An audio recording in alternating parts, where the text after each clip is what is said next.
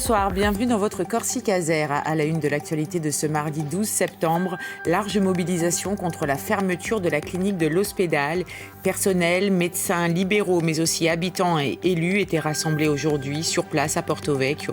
Une grève a aussi débuté à l'appel de l'intersyndicale FO-STC. Le bras de fer avec l'Agence régionale de santé se durcit.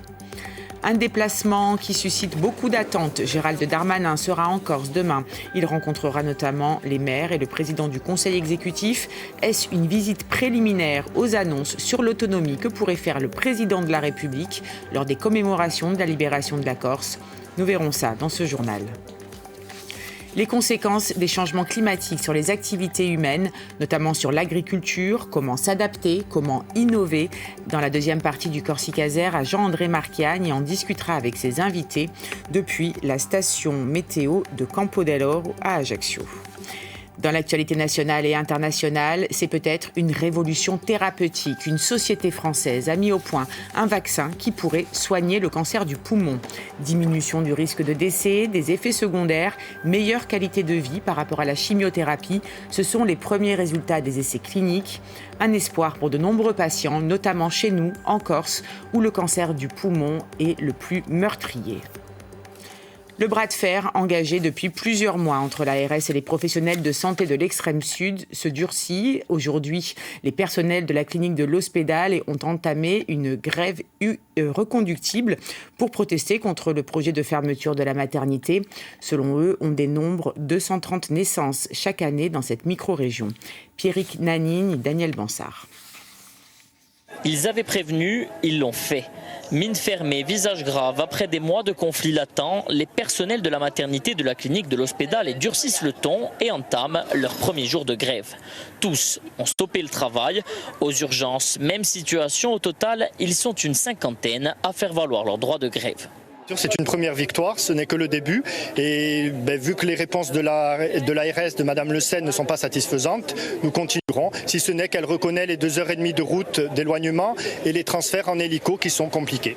Pour autant, les couloirs de la maternité et des urgences ne sont pas déserts. Un service minimum est assuré. Des personnels grévistes ont été réquisitionnés sur demande de l'ARS.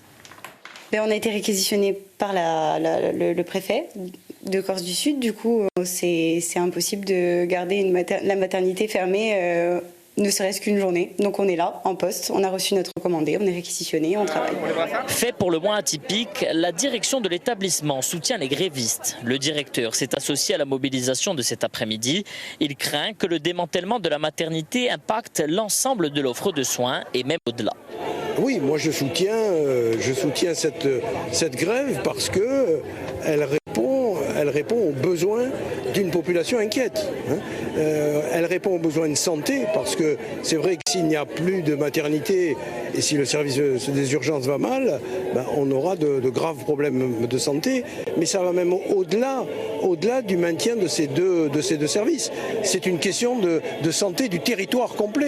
Ici, la mobilisation et le soutien vont bien au-delà des seuls personnels. Des élus du territoire et de l'Altaro qui ont fermé leur mairie cet après-midi, tout comme des médecins libéraux et pharmaciens qui ont fermé leurs portes, inquiets de voir toute une offre médicale être bouleversée.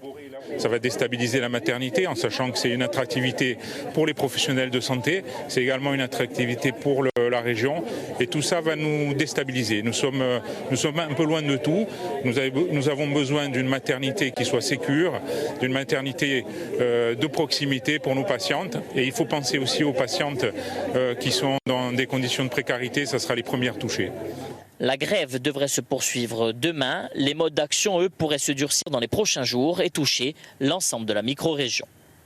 En politique, on en sait un peu plus sur le programme du ministre de l'Intérieur en déplacement en Corse demain et après-demain. Grand séminaire avec les maires et entrevue avec Gilles Simeone y sont notamment prévus. Gérald Darmanin qui sera accueilli en émissaire d'Emmanuel Macron, car les annonces fortes, notamment sur l'autonomie, ce sera sans doute lors de la visite du président de la République à la fin du mois. Dominique Moret, Stéphane Lapera. Le protocole n'a pas encore été dévoilé, mais selon nos informations, Gérald Darmanin va rencontrer Gilles Simeone en tête-à-tête au moins une fois. Un premier rendez-vous pourrait avoir lieu demain en début d'après-midi. Par la suite, Gérald Darmanin a prévu de rencontrer des journalistes insulaires sans faire de déclaration publique à 16h30. Les maires adhérents des deux associations de Haute-Corse et de Corse du Sud sont conviés au Palais des Congrès d'Ajaccio. La réunion sera consacrée aux déchets, à l'eau et à l'assainissement, comme prévu en octobre dernier, lorsque le ministre de l'Intérieur avait annulé sa visite. Pour la droite, ce devrait être l'occasion d'insister sur les résultats d'une consultation organisée cet été sur Internet auprès des élus locaux. 34% des maires et présidents d'intercommunalités ont répondu à ce questionnaire partisan, qui n'est pas un sondage. Unsof Younou y voit toutefois un résultat riche d'enseignements. Nous, ce qu'on demandait, c'est êtes-vous favorable à un pouvoir d'adaptation ou plutôt des lois, des lois françaises, ou plutôt à un pouvoir législatif total transféré à la collectivité unique? C'était la question 1. Et là, 80%, plus de 80% des élus qui ont répondu à cette question ont répondu qu'ils préféraient un véritable pouvoir d'adaptation. Donc, c'est qui correspond à la proposition que nous avions faite à la dernière session sur l'autonomie.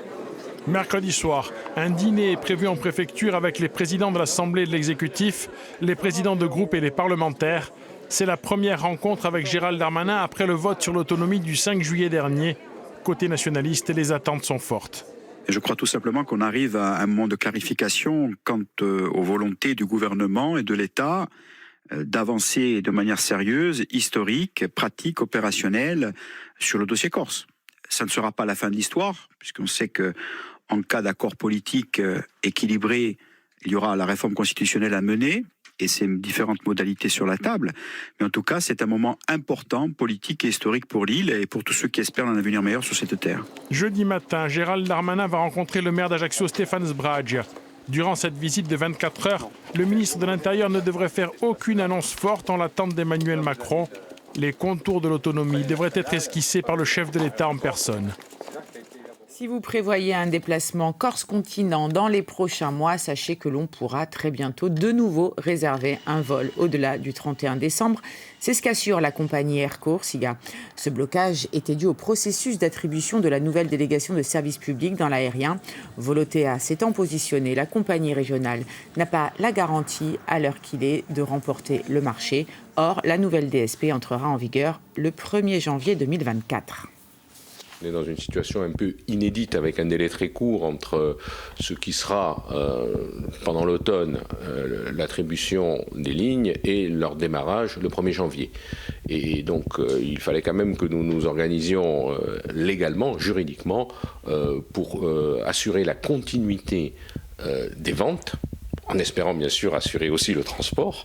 Ces échanges qui ont eu lieu avec l'Office des Transports ont permis de débloquer la situation et donc nous sommes en train actuellement de procéder techniquement au chargement de ces vols dans les systèmes.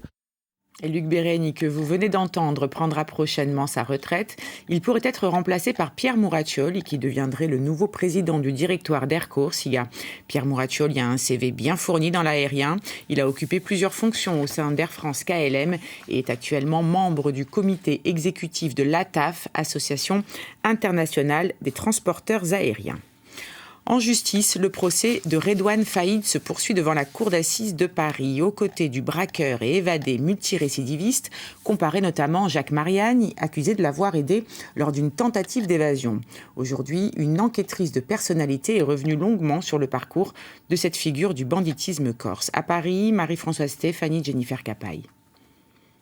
Dans la salle de la cour d'assises, Jacques Mariani, figure turbulente du banditisme espéré parler longtemps, il n'a dit que quelques mots. « J'ai fait 40 ans de prison, je n'ai rien à vous apprendre », a-t-il lancé de son box.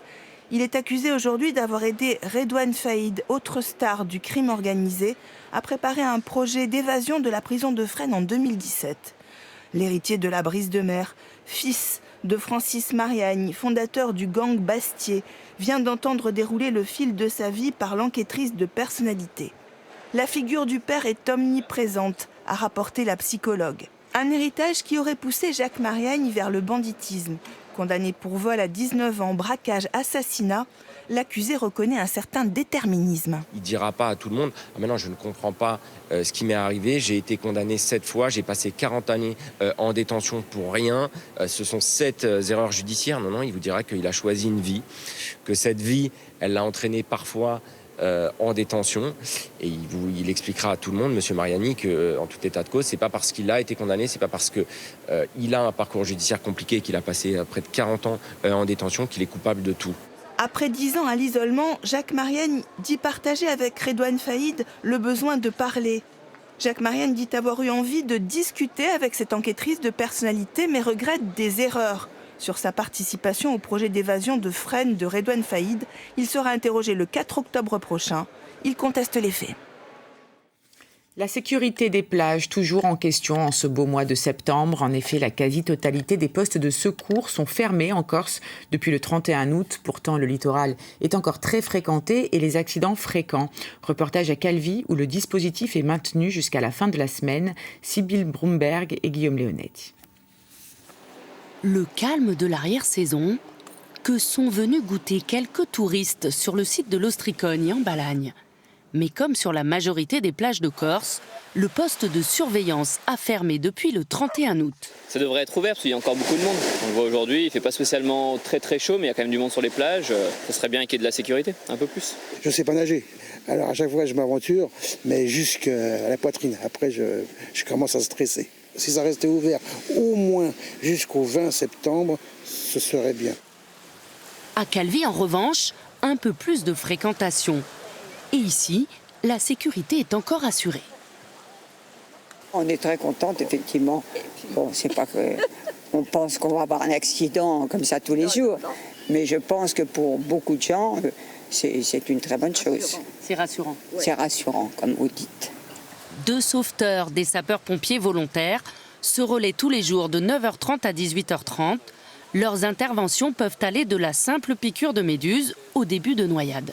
Le plus qu'on a, c'est généralement des mises en sécurité en fait. C'est des gens qui sont pris dans le courant, qu'on va chercher et qu'on ramène. Mais c'est pas on n'a jamais eu de grosses noyades ou quoi. Enfin, en tout cas cette année. En fait, les plages à vagues, c'est des plages à sauvetage. Et les plages de ville comme ça, c'est des plages où il n'y a pas de vagues, c'est des plages à secourisme.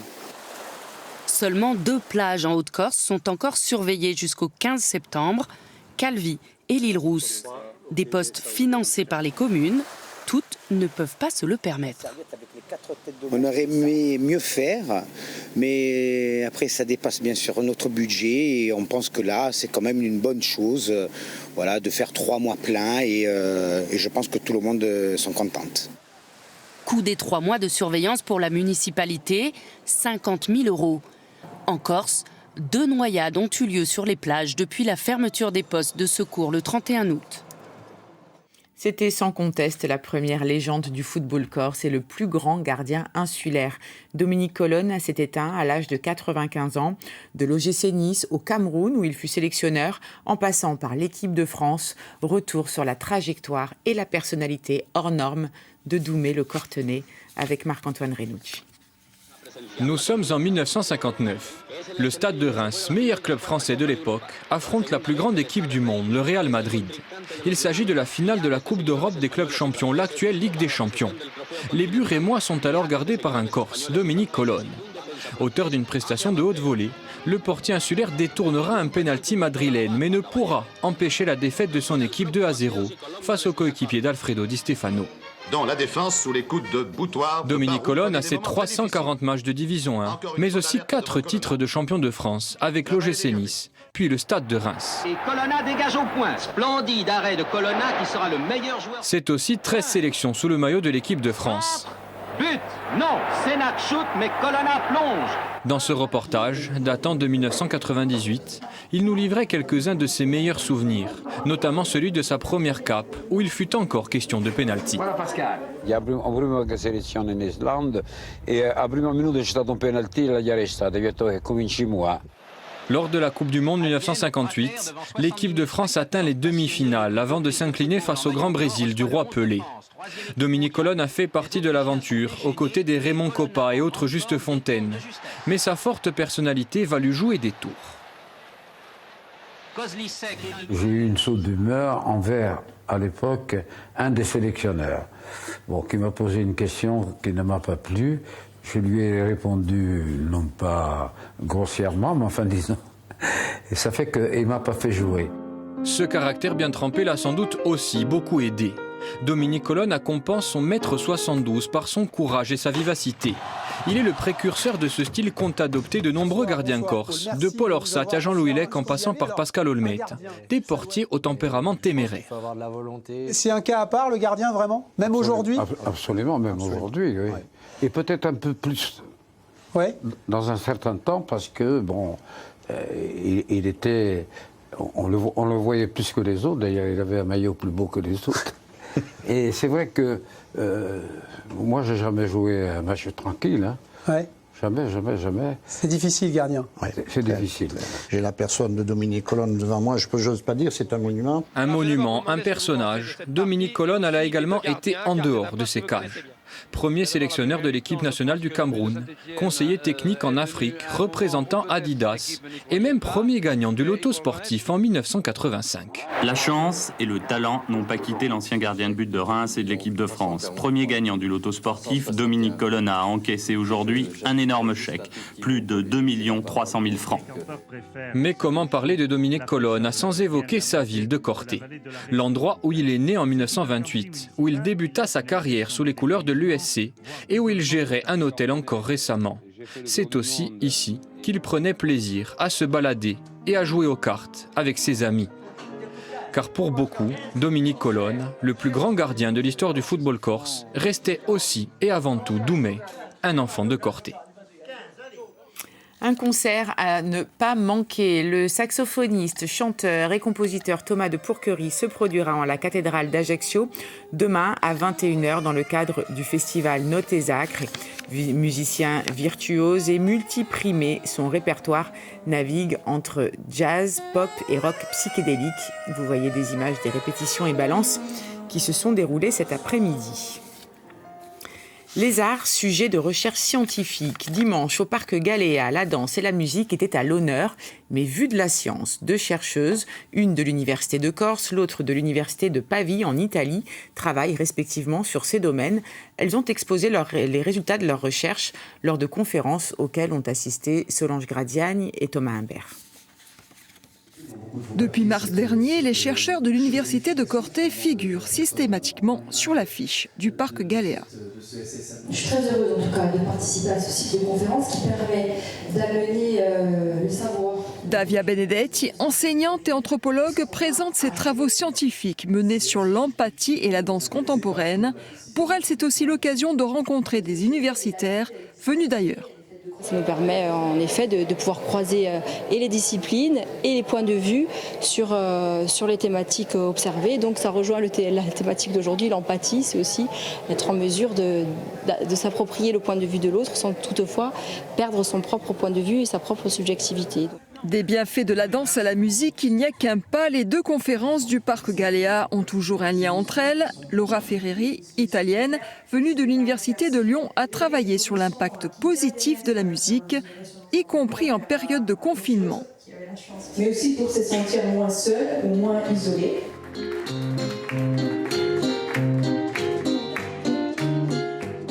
C'est aussi qu'on peut utiliser la musique pour mieux retenir des informations non musicales, donc mieux retenir un texte par exemple, ou des personnes, des épisodes, des odeurs de notre vie grâce à des associations qui sont très fortes. Université de Corté et de Lyon côte à côte, le public s'y retrouve forcément. L'appétit d'apprendre et de connaissances en permanence sur des choses qui nous touchent encore de plus près, avec ensuite l'ouverture universelle, ça fonctionne aussi. Les prochaines conférences aborderont l'archipel corse-sarde et plus largement la Méditerranée. Dans l'actualité nationale et internationale, à présent, le cancer du poumon est la première cause de décès par cancer en France. Et en Corse, on note d'ailleurs une surreprésentation de cette maladie de l'ordre de 26% par rapport au continent. 250 nouveaux cas ont été dépistés chaque année dans l'île et autant y succombent. C'est donc une information qui suscite beaucoup d'espoir. Un vaccin thérapeutique a prouvé son efficacité lors d'essais cliniques. Ce traitement proposé par une société française permettrait de prolonger la vie des patients. Florence Bouquilla. Un vaccin thérapeutique contre le cancer du poumon, c'est sur quoi ce laboratoire français basé à Nantes travaille depuis près de 10 ans. Il est fabriqué de manière traditionnelle à partir de protéines. Voilà une boîte contenant les flacons du fameux vaccin T2P. Donc ce vaccin qu'on utilise aujourd'hui, c'est un flacon qui est injecté chez des patients qui sont malades, à un stade avancé de la maladie, métastatique, et qui sont en rechute, qui ne répondent pas au traitement actuel, chimiothérapie, immunothérapie. Donc c'est bien un traitement curatif et non préventif. Pour bénéficier de ce vaccin, le malade doit être en récidive et avoir déjà reçu chimiothérapie et immunothérapie. On lui fait alors une prise de sang pour vérifier qu'il appartient bien au groupe immunitaire appelé HLA-A2, c'est-à-dire environ 45% des cas.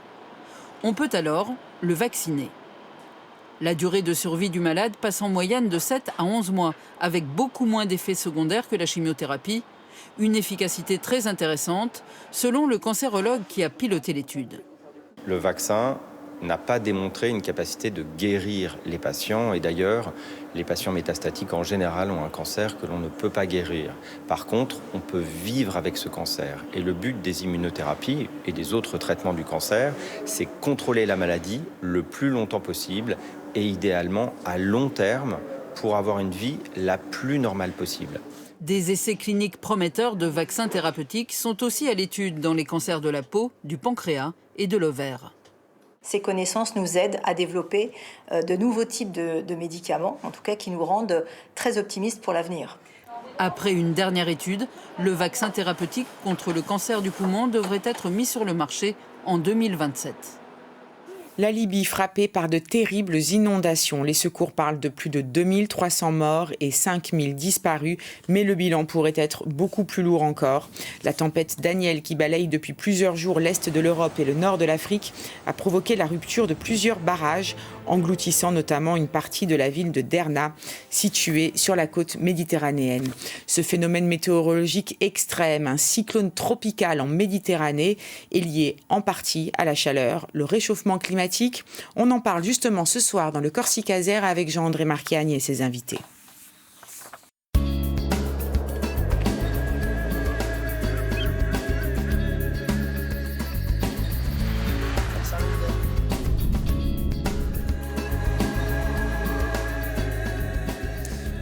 Bonsoir à tous. Alors pour évoquer ce soir le thème du réchauffement climatique, des températures records que nous avons eu à subir cet été, je suis avec deux invités au cœur de la station Météo France de l'aéroport Campo dell'Ora Ajaccio. Il y a d'abord vous qui nous accueillez, Patrick Rebiou, bonjour et merci. Vous êtes le directeur de ce centre météorologique. Merci d'avoir accepté notre invitation et de nous accueillir. Et puis à vos côtés, le docteur Sauveur Merling, bonjour et merci aussi à vous d'être avec nous. Vous nous expliquerez au cours de cette émission les conséquences que ces températures très hautes et ces dérèglements climatiques peuvent avoir comme conséquence sur la santé chez l'homme. Patrick Rebiou, une première question d'ordre assez général pour vous. Nous avons donc dû essuyer grosso modo 2 vagues de chaleur impressionnantes cet été. La première au courant du mois de juillet, la seconde en août. Des températures qui ont aussi autour des 40 degrés. En quoi est-ce que ces épisodes étaient-ils exceptionnels? En quoi est-ce que ça va plus loin que c'est l'été, il fait chaud? Ils sont exceptionnels d'abord parce que, vous l'avez dit, il y avait des températures très élevées et en plus des températures très élevées dans la durée. La vague de chaleur en juillet, elle a duré 18 jours, 15 jours en mois d'août.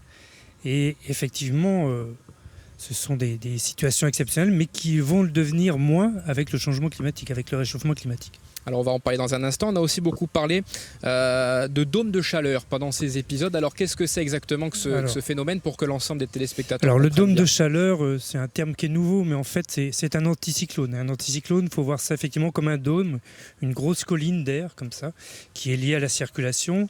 Et elle a cette particularité que c'est une masse d'air où il n'y a pas de nuages, où le rayonnement solaire chauffe l'air justement parce qu'il n'y a pas de nuages et en plus elle a tendance à s'écrouler. Il y a un air qui s'écroule, il est comprimé, il a tendance à se réchauffer.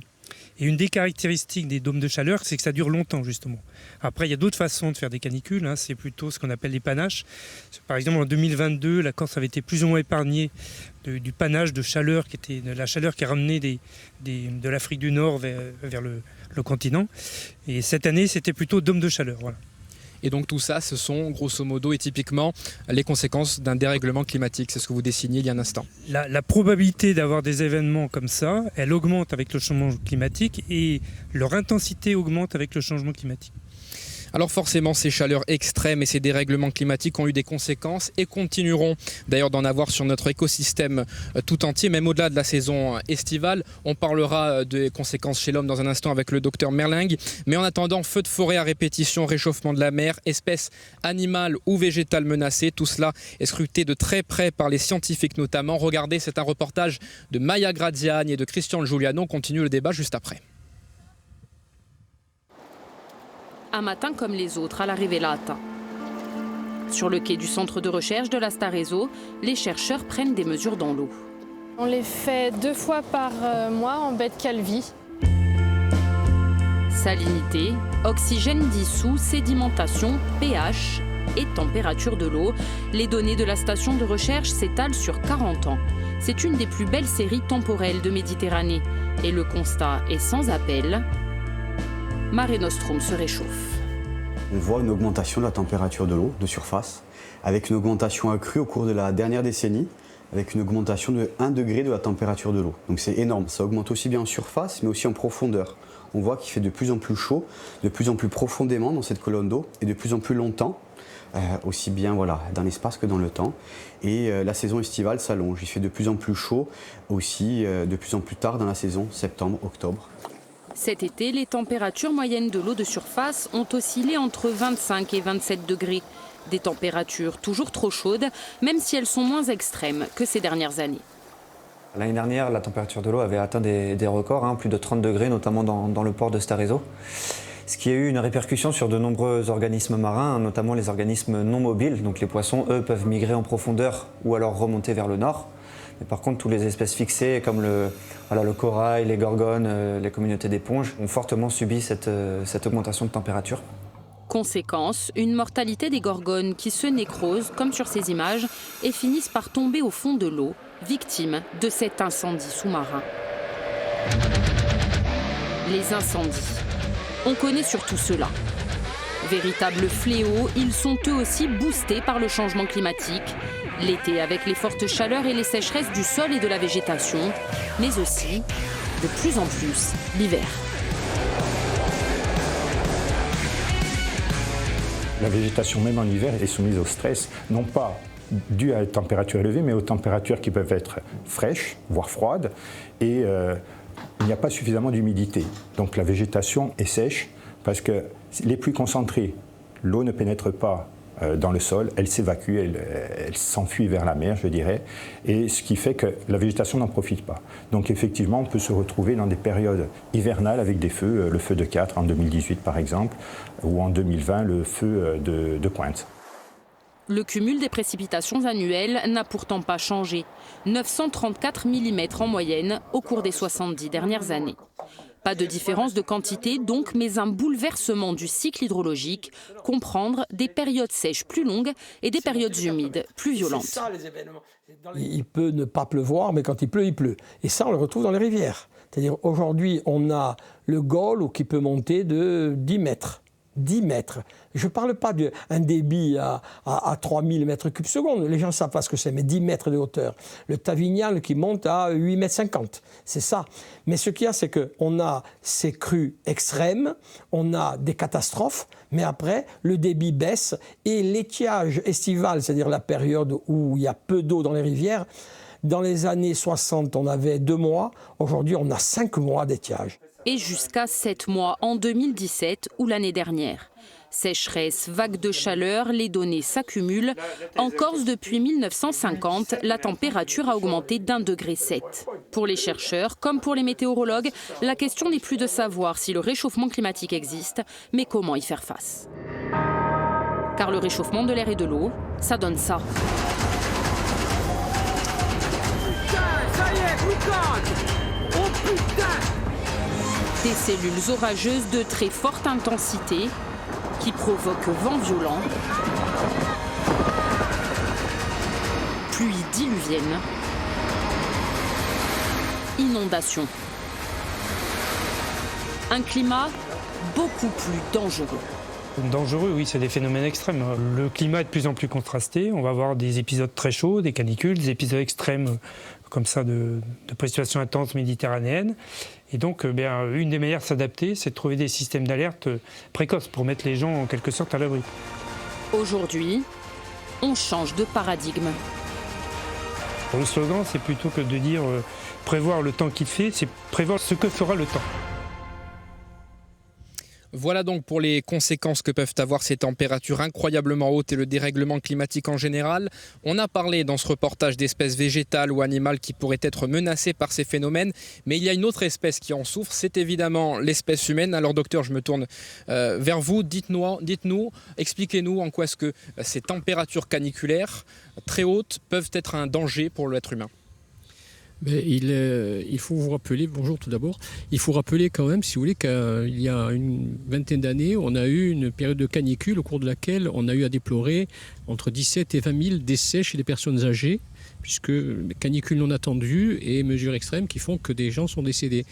Donc nous ne sommes pas préparés à ce genre de choses. Nous sommes des homéothermes, c'est-à-dire donc que nous avons une température du corps qui est constante, qui est réglée, et cela demande au corps un travail, et donc tout organisme qui travaille a besoin d'avoir, si vous voulez, une fourniture en énergie qui soit conséquente et qui soit à la hauteur de la situation. On risque, par le biais, si vous voulez, de ces dérèglements climatiques, on en est, si vous voulez, c'est dramatique, à essayer de trouver des solutions à ce qui va arriver, alors qu'on ne parle pas de ce qui est en amont, de que faisons-nous pour que ça n'arrive pas. C'est quand même dramatique, si vous voulez, cette société fonctionne à l'envers. Et donc à partir de là, on est obligé effectivement de travailler sur du présent, sur du concret. En fait, on part au plus pressé. Et le plus pressé maintenant, si vous voulez, c'est que la biodiversité en prend un coup, la nature en prend un coup. Nous sommes tributaires de la nature. Il y aura des malnutritions, puisqu'il y aura des récoltes qui ne se feront pas. Il y a des vecteurs, des maladies vectorielles qui vont apparaître. Le réchauffement climatique amène des migrations de moustiques. Déjà, l'Aedes albopictus, qui est qui on va parler dans un instant de tout ça, d'émergence de nouvelles maladies qui peuvent être drainées par le dérèglement climatique. Pour l'instant, sur la canicule, est-ce que vous, pour parler là concrètement pour l'instant, est-ce que vous avez eu à noter par exemple un pic d'activité important lors des canicules au niveau médical ? Non, pas spécialement, parce qu'en fait, si vous voulez, nous sommes quand même dans un territoire qui est habitué à ces zones de chaleur. Les gens, et d'ailleurs, qui savaient se protéger, des maisons, des murs épais, il y a des systèmes de ventilation, donc on a quand même une certaine habitude et une certaine pratique de la chaleur. Mais il est évident que cette température qui va s'extrémiser et qui va augmenter de façon très importante et durable, on n'est pas tout à fait préparé. Surtout, les nouvelles habitations ne sont pas préparées à cela. Et quand je vois des écoles HQE qui en fait ne sont pas du tout adaptés, qui sont de véritables souricières pour les enfants, on est très inquiet pour la suite. On n'a pas prévu tout ça.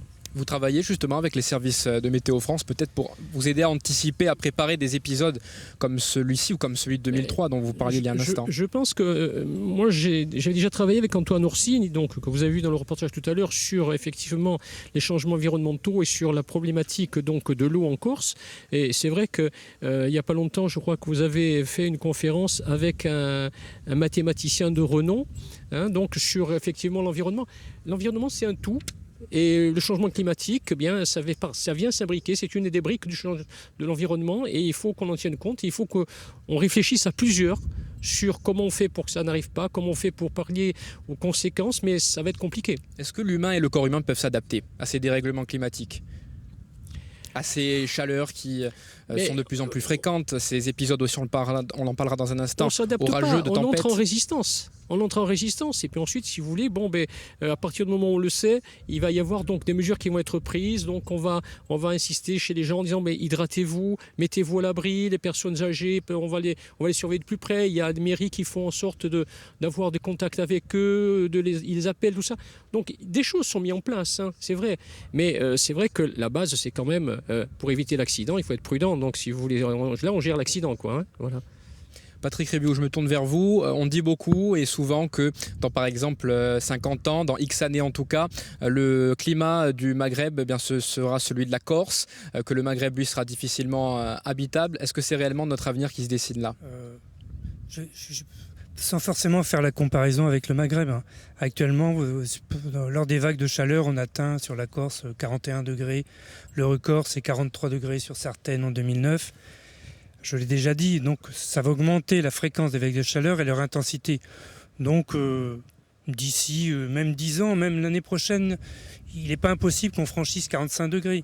Et si on continue dans notre scénario d'émissions de gaz à effet de serre, effectivement en 2050, la température moyenne globale, ça sera 2 degrés, sur la Corse en Méditerranée, 2,7 degrés. Ça veut dire qu'on aura des maxis très probablement proches des 50 degrés. C'est pas impossible. En tout cas, très ponctuellement, ça pourrait arriver. Vous parliez il y a un instant du caractère du plus en plus fréquent de tous ces épisodes. J'ai quelques chiffres à vous soumettre. Depuis l'an 2000, des canicules ont été enregistrées 5 fois plus fréquemment en France qu'avant 1989 et elles seront, selon les prévisions, 2 fois plus nombreuses d'ici à 30 ans. Pour vous donner une idée, le mois de juin 2023 a été le 2e mois de juin le plus chaud recensé sur le territoire national depuis 1900, battu uniquement par juin 2003. 2003, on le disait un instant, c'était la canicule qui avait fait plusieurs dizaines de milliers de morts en France. J'ajoute que selon le réseau scientifique international World Weather Attribution, pardonnez mon accent, les canicules de cet été n'auraient pas été possibles sans le réchauffement climatique. Et d'ailleurs, un rapport de l'Observatoire européen Copernicus dit même que l'année 2023 pourrait être l'année la plus chaude jamais enregistrée. Mais ce que vous nous dites, dans le monde, voilà. Oui. Mais ce que vous nous dites, c'est que ça va être tellement de plus en plus fréquent qu'en fait le record pourrait être battu dès l'an prochain. Le record, il sera battu, ça je vous le certifie. Après, quand, est-ce que c'est l'année prochaine ou dans 10 ans? Mais les records de température maxi sur la Corse seront battus, ça c'est certain. C'est certain. Et après, les chiffres, donc effectivement sur la Corse, on est à 35 événements caniculaires et on en a 5 qui sont avant les années 2000, on n'en a qu'un qui est avant les années 80. Donc on voit très bien cette augmentation de fréquence et de leur intensité. Je l'ai évoqué en début, sur vos premières questions, les 2 canicules qu'on vient de subir cet été ont été particulièrement longues avec des températures maxi supérieures à 2003. En 2017, on avait eu des températures supérieures, mais elles avaient duré moins longtemps. Mais en fait, ce qui est presque effarant, c'est-à-dire que maintenant, à chaque été, on ne se pose pas la question s'il va y avoir une canicule, on se pose la question de savoir s'il y en aura 2 ou 3 et quelles seront leur sévérité, en fait. Sauveur Merlinguion, vous êtes reporté sur les questions de santé publique, les fumées des navires notamment. Est-ce que la médecine doit s'adapter à tous ces changements de climat? Ou est-ce qu'elle est déjà en train de le faire? Vous savez que je suis président de la Ligue contre le cancer, mon principal objectif, moi, c'est la prévention. Et l'information, d'abord, si vous voulez.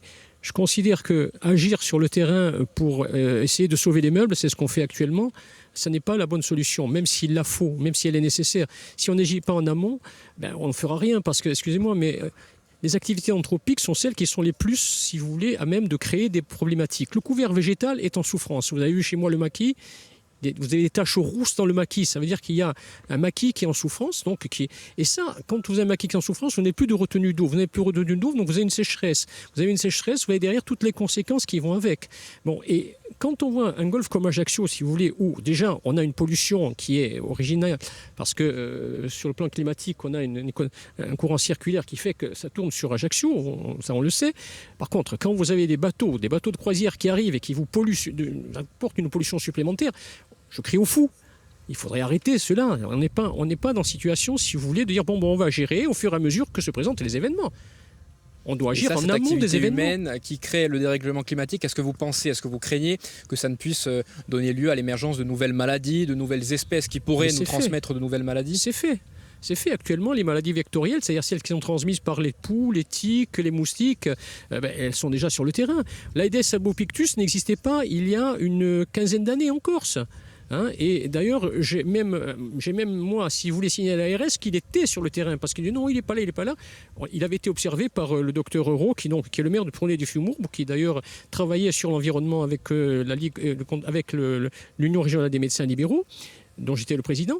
Et à ce moment-là, nous avions déjà, si vous voulez, relevé cela, et nous avions alerté là-dessus, parce qu'on sait très bien que quand le vecteur est là, la maladie suit. C'est lui qui transmet. Donc on est dans une situation maintenant où on aura de plus en plus le West Nile, avec le El Niño, tout ça, on va avoir des problèmes. On les a déjà, la dengue, le chikungunya, on va en avoir davantage. Et ce sont quand même des maladies, le Zika, qui sont des maladies qui peuvent être mortelles et qui peuvent créer des méningites ou des choses. Voilà. Donc on est sur une problématique qui existe, qui va se renforcer et pour laquelle il va falloir effectivement qu'on agisse, mais Ce qui serait intéressant, pour moi, c'est d'agir en amont, c'est-à-dire déconstruire, si vous voulez, ce qui est en train de se faire pour qu'on n'arrive pas à des situations extrêmes, parce qu'on n'arrivera plus à gérer. Il y a un moment où on ne gérera plus, parce qu'on sera dépassé par les événements, quels que soient les moyens que l'on met en place. Déjà que ça semble compliqué, parce qu'on parle beaucoup des températures élevées, mais ce n'est pas là le seul symptôme, je dirais, du dérèglement climatique. On l'a entendu dans le reportage, il y a aussi de plus en plus de feux de forêt, en hiver notamment, de petites tempêtes, de violents orages. Ça aussi, vous l'observez ici, Patrick Rébiou. Oui, on l'observe. Alors, une des conséquences du changement climatique observé, c'est la multiplication des événements extrêmes. Alors, dans tous les secteurs, c'est-à-dire qu'on aura de plus en plus de canicules, de plus en plus d'événements secs, des périodes sans pluie, et de plus en plus des sécheresses agricoles longues. On va, pour simplifier, vers des étés qui durent plus longs. Donc effectivement, la saison de feux de forêt, au moins, elle va s'allonger. Après, suivant les conditions hivernales, il y a les conditions météorologiques, les feux qui ont été évoqués, il y a eu des humidités très très basses, donc qui peut expliquer ça. Mais effectivement, c'est pas la végétation, mais ce qu'on appelle l'humus ou le bois mort, etc., qui a tendance, toujours parce qu'effectivement il pleut moins, ou comme le disait Antoine Orsine, il pleut très fort alors qu'avant il n'a pas plu pendant 3 mois, tout ça, ça peut créer du combustible. Et après, je rejoins aussi ce que dit le docteur. Les dômes de chaleur, c'est quelque chose, une masse d'air qui pèse comme ça et qui s'écroule et qui empêche tous les mouvements de l'air. Donc tous les polluants qui sont émis sous ce dôme de chaleur restent dans ce dôme de chaleur. Ça, c'est un effet aggravant de la pollution. Est-ce que selon vous, on peut encore rééquilibrer les choses, je dirais, ou est-ce qu'on est maintenant condamné à s'adapter à ces épisodes ? Alors de toute façon, on est condamné à s'adapter puisqu'on voit bien qu'avec le réchauffement actuel, il y a déjà des effets sur le cycle hydrologique, sur les événements extrêmes. Et malheureusement, les émissions de gaz à effet de serre pour le moment n'ont pas baissé. Donc même dans un scénario d'émissions intermédiaires, voilà, le chiffre de 2 degrés et 2,7 degrés pour la Méditerranée de 2050, il est quasiment certain. Donc ce qui veut dire qu'il faut s'adapter à ces nouvelles températures. Voilà. Température et effet, c'est-à-dire ce que j'ai évoqué, montée du niveau de la mer, orages violents, etc., etc. Docteur, je sais que vous avez plusieurs combats, en revanche, pour essayer de rééquilibrer les choses. Les bateaux de croisière notamment, vous le dessiniez il y a un instant. Rapidement, selon vous, on peut encore faire bouger les choses ? Oui, certainement. D'abord, si vous voulez, en exigeant de la part des bateaux, parce que je ne suis pas contre les croisières in fine, je pense, si vous voulez, que quand vous voyez d'arriver dans le port des bateaux qui fonctionnent encore au fioul lourd, qui émet des particules fines, parce que le problème, il est là. Parce que quand vous avez ce problème donc, si vous voulez, de dôme ou de couche d'ozone, et vous le rappelez, la pollution reste sur place, c'est-à-dire que donc les particules fines, on va les inhaler, on va créer, si vous voulez, des pathologies en amont qui vont perdurer, puis ce sont les cancers essentiellement, je veux dire, parce que les particules fines sont des particules éminemment dangereuses, cancérigènes, mutagènes.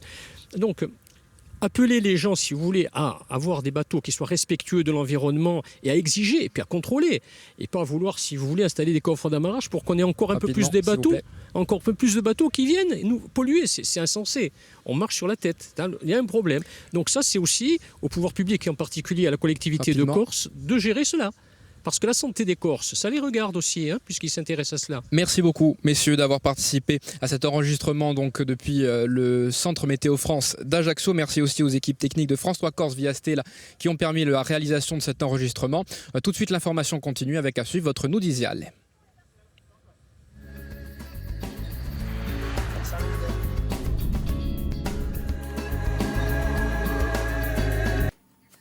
Pour refermer ce journal, voici ce que l'on peut notamment retenir de l'actualité. En Corse, large mobilisation contre la fermeture de la maternité de la clinique de l'Ospedale et à Porto Vecchio. Une grève reconductible a débuté. Le bras de fer avec l'Agence régionale de santé se durcit. À Marseille, la jeune femme victime d'une balle perdue est décédée. Un nouveau règlement de compte lié au trafic de drogue a fait un mort cette nuit. Le ministre de l'Intérieur était sur place ce matin. Il a annoncé la création d'une nouvelle compagnie de CRS. Gérald Darmanin qui sera en Corse demain pour une visite de 2 jours. Il en sera largement question dans nos prochaines éditions à 19h50. Le Noudisial sera présenté par Frédéric Danez et l'info en continu, c'est sur Internet et les réseaux sociaux. Très bonne soirée.